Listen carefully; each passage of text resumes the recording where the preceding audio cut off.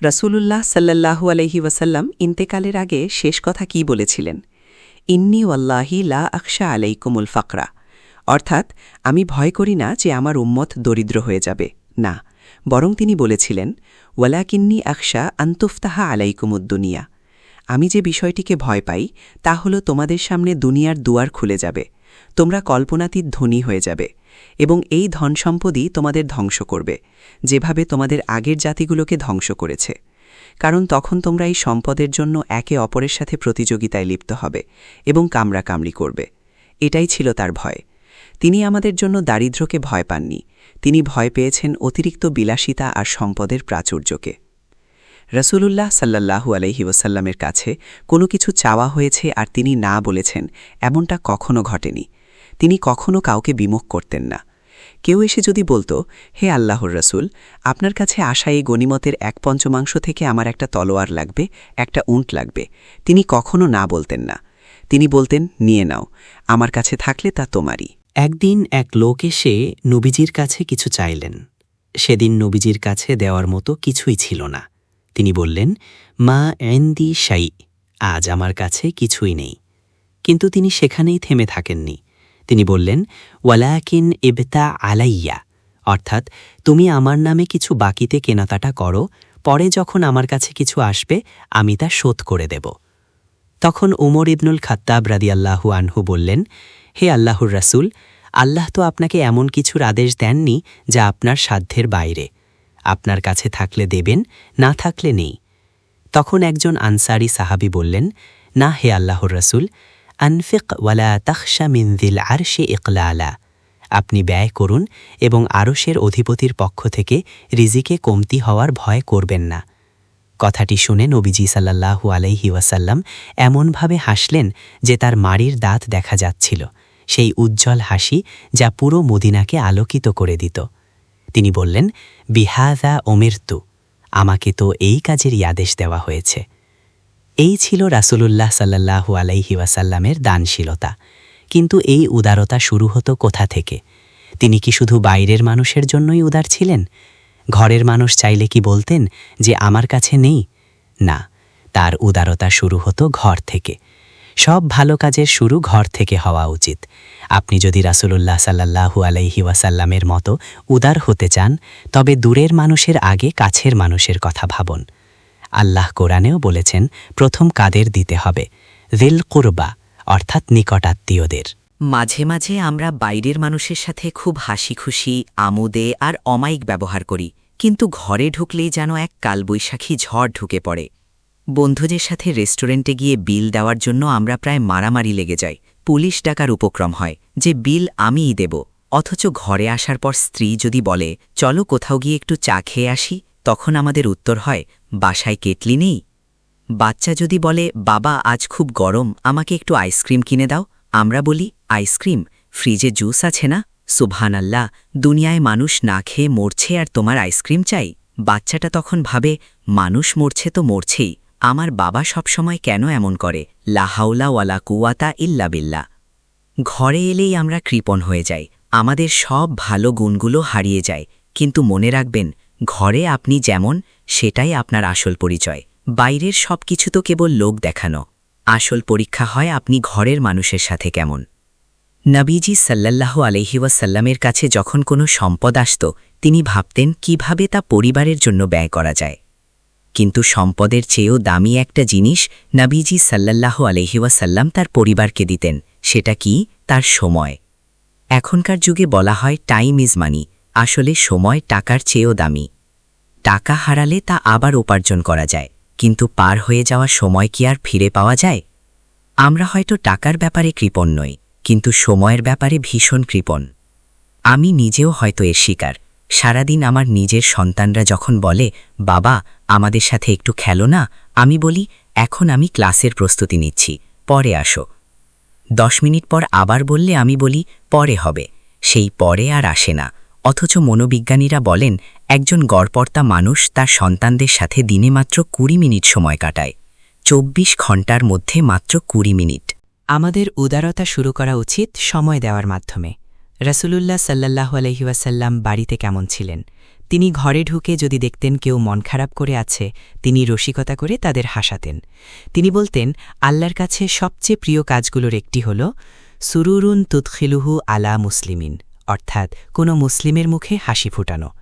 ঈশার নামাজের পর নবীজি সাল্লাল্লাহু আলাইহি ওয়াসাল্লামের ঘরে বাইরের কোনো কাজ বা আড্ডা থাকত না। সেই সময়টুকু ছিল শুধুই তার পরিবারের জন্য। তিনি সারাদিনের গল্প করতেন, তাদের কথা শুনতেন। বুখারী ও মুসলিমে এসেছে, ঈশার পর তিনি আয়েশা রাদিয়াল্লাহু আনহার সাথে বসে গল্প করতেন।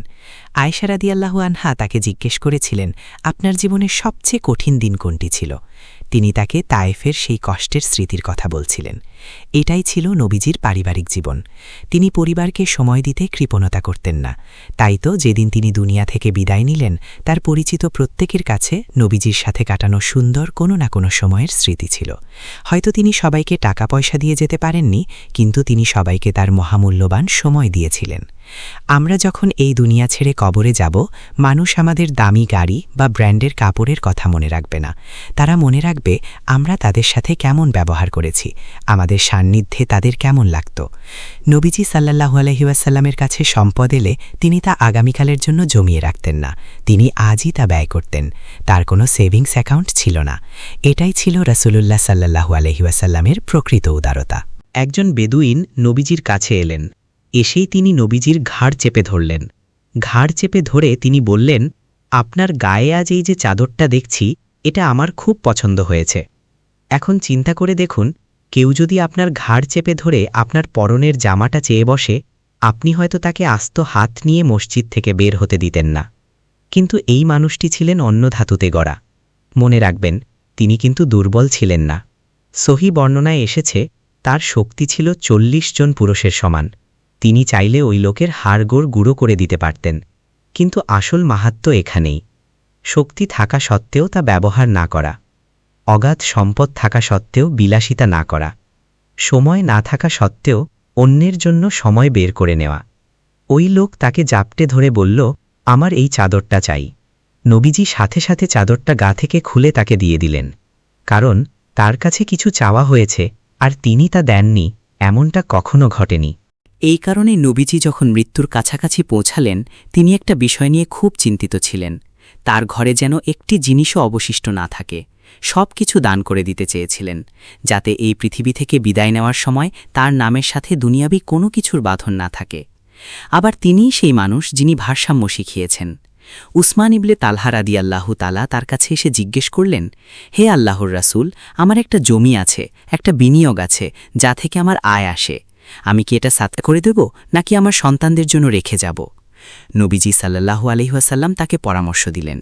তিনি বললেন, তুমি তোমার সন্তানদের সচ্ছল ও ধনী অবস্থায় রেখে মারা যাওয়া অনেক বেশি উত্তম, তাদের মানুষের দ্বারে দ্বারে ভিক্ষা করতে রেখে যাওয়ার চেয়ে।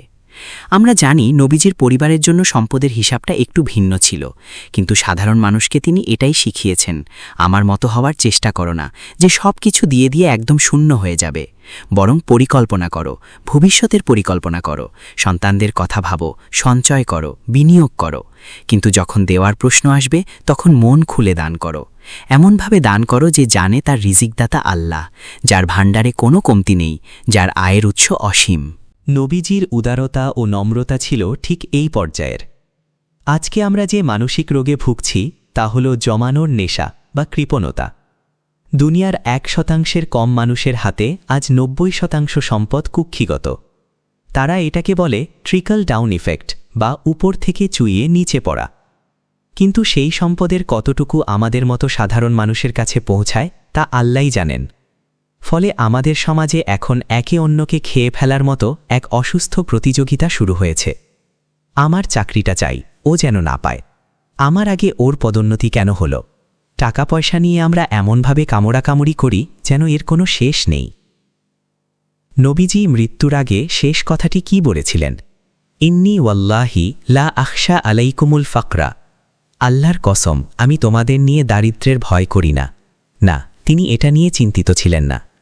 ওয়ালাকিন্নী আখশা আনতুফতাহা আলাইকুমুদ দুনিয়া, বরং আমি ভয় পাচ্ছি যে তোমাদের সামনে দুনিয়ার দরজাগুলো খুলে যাবে, তোমাদের হাতে কল্পনাতীত সম্পদ আসবে এবং এই সম্পদই তোমাদের ধ্বংস করবে, যেমনটা তোমাদের আগের জাতিগুলোকে করেছিল। কারণ তোমরা তখন এই সম্পদ নিয়ে একে অপরের সাথে মারামারি আর লড়াইয়ে লিপ্ত হবে। তিনি দারিদ্র্যকে ভয় পাননি, তিনি ভয় পেয়েছিলেন আমাদের অতি বিলাসিতা আর সম্পদের প্রাচুর্য নিয়ে। লোভ সম্পর্কে নবীজি সাল্লাল্লাহু আলাইহি ওয়াসাল্লাম কি বলেছেন? আদম সন্তানকে যদি এক উপত্যকা ভরা সোনা দেওয়া হয়, সে তখন বলবে আরেকটা পাওয়া যাবে না? সেদিন আমার এক বন্ধুর সাথে ফোনে কথা হচ্ছিল। সে ৫-৬ বছর আগে শরণার্থী হিসেবে এদেশে এসেছিল। তখন তার কিছুই ছিল না। সে স্বপ্ন দেখত কবে তার একটা বাড়ি হবে, নাগরিকত্ব হবে, একটা গাড়ি হবে। সেদিন তাকে ফোন করে জিজ্ঞেস করলাম, এখন তো তোমার বাড়ি, গাড়ি, টাকা সব আছে, এখন কেমন লাগছে? সে বলল, খুব অদ্ভুত লাগছে, ভেতরে একটা শূন্যতা কাজ করছে, কারণ এখন আমি এর চেয়ে ভালো গাড়ি, আরও বড় বাড়ি আর আরও সম্পদের নেশায় ছুটছি। এটাই বনি আদমের স্বভাব। আপনার যদি দেওয়ার মতো কোনো সম্পদ না থাকে, তবে আপনি কি দেবেন? সময় দিন, শ্রম দিন। একটা মুচকি হাসি দিতে কি টাকা লাগে? আল্লাহ কোরআনে বলেছেন, ওয়া জাহেদু বি আমওয়ালিকুম ওয়া আনফুসিকুম ফি সাবিলিল্লাহ। তোমরা আল্লাহর পথে তোমাদের মাল এবং জান, নিজস্ব সত্তা দিয়ে জিহাদ বা প্রচেষ্টা করো। আমরা অনেকেই রিটায়ারমেন্টের প্ল্যান করি, সন্তানদের জন্য কি রেখে যাব তার চিন্তা করি, কোথায় বিনিয়োগ করব, কোথায় সেভিংস করব, সবকিছু নিয়ে আমরা ব্যস্ত। কিন্তু আমরা এটা উপলব্ধি করি না যে আমরা চলে যাওয়ার পর মানুষ আমাদের সম্পদ মনে রাখবে না, তারা মনে রাখবে আমাদের সঙ্গ আর আমাদের ব্যবহারে তারা কেমন অনুভব করেছিল। নবীজি যখন ইন্তেকাল করলেন, আনাস ইবনে মালিক রাদিয়াল্লাহু আনহু বর্ণনা করেন, এক ব্যক্তি মদিনা ছেড়ে চলে গিয়েছিলেন কারণ তিনি রাসূলের স্মৃতি সইতে পারছিলেন না। তিনি কে? বিলাল রাদিয়াল্লাহু আনহু, যিনি আজান দিতেন। তিনি মদিনায় আর থাকতেই পারলেন না, কারণ যেদিকেই তাকাতেন তার মুহাম্মদ সাল্লাল্লাহু আলাইহি ওয়াসাল্লামের কথা মনে পড়ে যেত। সাহাবীদের যখন জিজ্ঞেস করা হতো, আপনারা কেন তার জন্য এত কাঁদেন, তারা কি বলতেন যে নবীজি কোন উটটা কিনেছিলেন? না। তারা কি বলতেন তিনি কোন বাড়িতে ভাড়া থাকতেন বা তার ঢালটা কোন ব্র্যান্ডের ছিল? না। তারা বলতেন তার মুখের সেই হাসির কথা, তার হাতের সেই কোমল পরশের কথা, তার উপস্থিতির কথা, তার কথার মিষ্টতার কথা, তার মমতাময়ী হাসির কথা। তারা মনে করতেন কিভাবে তিনি কাঁধে হাত রাখতেন, কিভাবে গভীর চোখে চোখের দিকে তাকিয়ে কথা বলতেন, কিভাবে এতিমের মাথায় হাত বুলাতেন আর বয়স্কদের সাথে কৌতুক করতেন। তিনি মদিনার কাউকে কখনো একা অনুভব করতে দেননি। মানুষ এই স্মৃতিগুলোই মনে রাখে। তাই উদার হন, নিজের ব্যক্তিত্ব নিয়ে, নিজের শ্রম, মনোযোগ, সময়, ভালোবাসা আর যত্ন নিয়ে উদার হন, সেই সাথে সম্পদ দিয়েও। কারণ আপনি আপনার গাড়ির পেছনে কত টাকা খরচ করেছেন তা কেউ মনে রাখবে না, কিন্তু আপনি তাদের কতটা সময় দিয়েছেন তা তারা সারা জীবন মনে রাখবে।